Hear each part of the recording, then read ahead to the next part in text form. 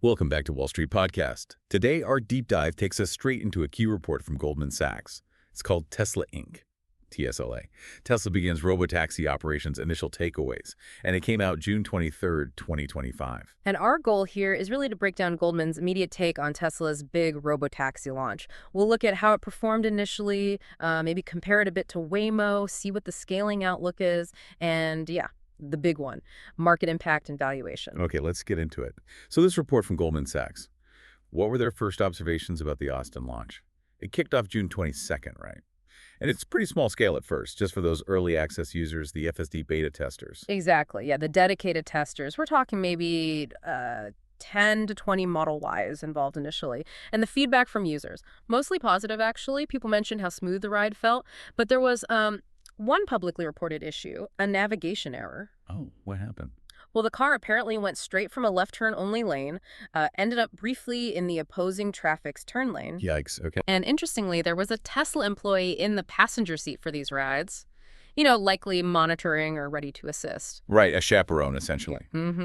Users also noticed some specific features, like in the app and car. Support button, the app remembering music, small touches. That navigation error, though, even with someone inside, what did Goldman Sachs make of that? Is that a major setback or just a, early days kind of thing? Well, it certainly highlights how early these early days are. You know, positive feedback is great, but that error, plus needing the human backup, it strongly suggests the autonomy isn't quite ready for a wide, unsupervised release just yet. Makes sense. And Goldman sees this as one reason why scaling up near term will likely be, well, slow. Okay, so speaking of scaling and competitors, how does this initial Tesla service really stack up against someone like Waymo, who's been at it longer? Yeah, the contrast is quite stark right now. Tesla in Austin is running 6 a.m. to midnight.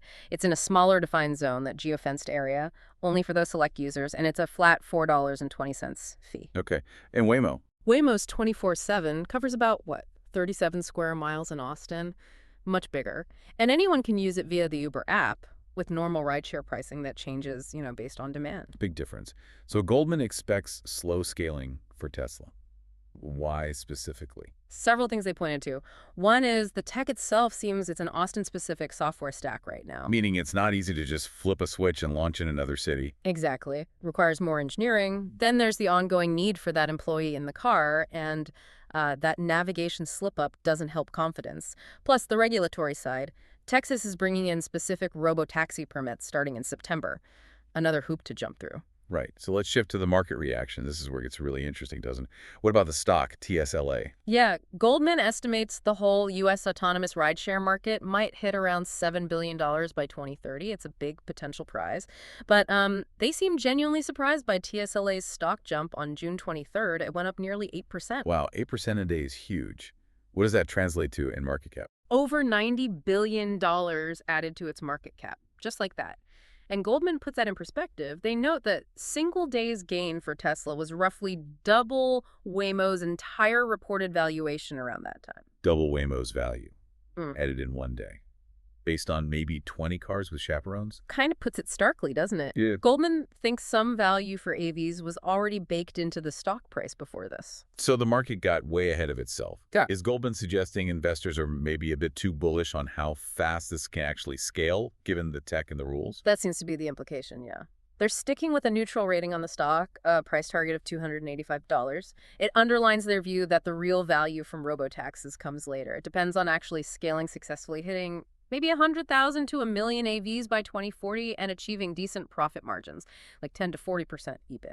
So the 8% pop was premature enthusiasm. They were surprised, suggesting, yes, maybe overvalued based on the excitement rather than, proven scaled operations and profit. Okay, processing all this, thinking a bit deeper now. What really stands out as the main bottleneck? If Tesla wants to scale fast, what's the biggest hurdle, according to this report? It seems like a mix, really. The tech readiness is key that Austin-specific software needs to generalize, and they need to get the human out of the car reliably. Those early errors don't help. And then layered on top are those external things, like the regulatory landscape. Getting permits city by city, state by state, that takes time. Right. And beyond just Waymo or Cruise, what other external factors could really swing the valuation for Tesla's robotaxi venture down the line? That's a really important point. Obviously, regulations evolving positively or negatively. The wider economy matters too. Also, EV adoption rates generally. And something they specifically flagged, the risk of the core tech becoming a commodity. Commoditization, like the advanced driver assist stuff. Exactly. They pointed to China's ADS market, where things got competitive fast and margins perhaps compressed. It's a potential risk factor. Will the tech remain a key differentiator, or will it become table stakes? So the takeaway there is, even if you have the tech, if everyone else catches up quickly, that initial edge, that profitability, could erode. Precisely. It means long-term value isn't just about launching the service. It's about continuous innovation, staying ahead, maintaining that edge, especially as the field gets more crowded. Okay, a critical deep dive then into Tesla's robotaxi beginnings through the lens of Goldman Sachs. And maybe a final thought for you, the listener, to chew on. How fast can Tesla really get to widespread, truly driverless operation? And what does that reality mean for its ultimate valuation, when the hype meets the road? Something to consider indeed. Stay informed.